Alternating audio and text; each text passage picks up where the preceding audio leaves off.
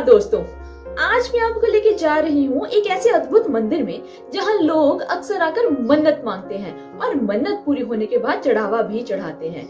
मैं जिस मंदिर की बात कर रही हूँ वो चौहार घाटी का प्रसिद्ध देव पसाकोट मंदिर है, जो जोगिंदर नगर से 31 किलोमीटर की दूरी पर स्थित है। और ये मंदिर लोहाटी से 10-15 किलोमीटर की दूरी पर मराड़ नामक स्थान पर स्थित है।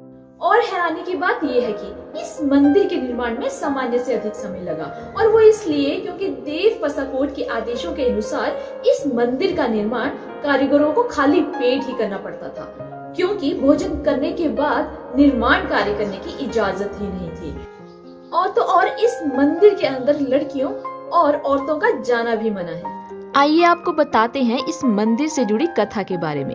बहुत समय पहले एक लड़की मराड़ में पशुओं को चराने जाती थी। वहीं पर एक सरोवर था और वह लड़की वहां पर पानी पीती थी। जब भी वह लड़की उस सरोवर में पानी पीती, तभी कहीं से उसे आवाज सुनाई देती, गिर जाऊं गिर जाऊं। और इसी तरह दिन बीतने लगे और लड़की कमजोर होती गई। और एक दिन लड़की की माँ ने उससे पूछा, बेटे तुम दिन प्रतिदिन कमजोर होती जा रही हो, आखिर बात क्या है? तब जाकर लड़की ने सारी बात अपनी माँ को बताई। तब माँ ने कहा, बेटी तुम कहना कि गिर जाओ। और अगले दिन लड़की पशुओं को लेकर उसी जगह चली गई और वह सरोवर में पानी पीने ही लगी थी कि आवाज आई, गिर जाऊं। और लड़की ने कहा, गिर जाओ। और लड़की के ये कहते ही पहाड़ गिर गया। बहुत ज्यादा बारिश हुई और वहां से लड़की गायब हो गई। लड़की पानी में बहती हुई टिक्कन आ पहुंची।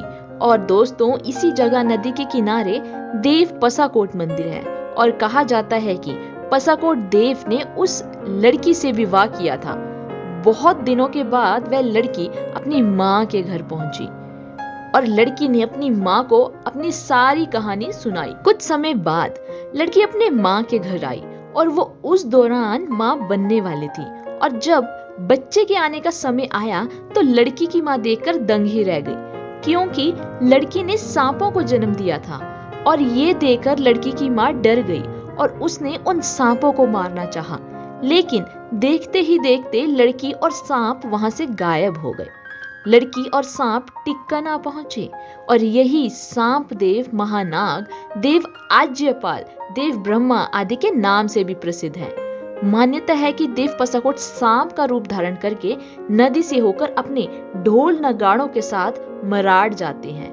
प्रत्येक 3 साल के बाद मराड़ में मेला होता है। दोस्तों, यहाँ तक कि मराड़ में एक फटा हुआ पत्थर है जिसमें सांप दिखाई देते हैं। जब देव पसाकोट मराड़ से नदी में से ढोल नगाड़ों के साथ टिक्कन वापस आते हैं तो स्थानीय लोगों को ढोल नगाड़ों की ही आवाज सुनाई देती है, पर कुछ दिखाई नहीं देता।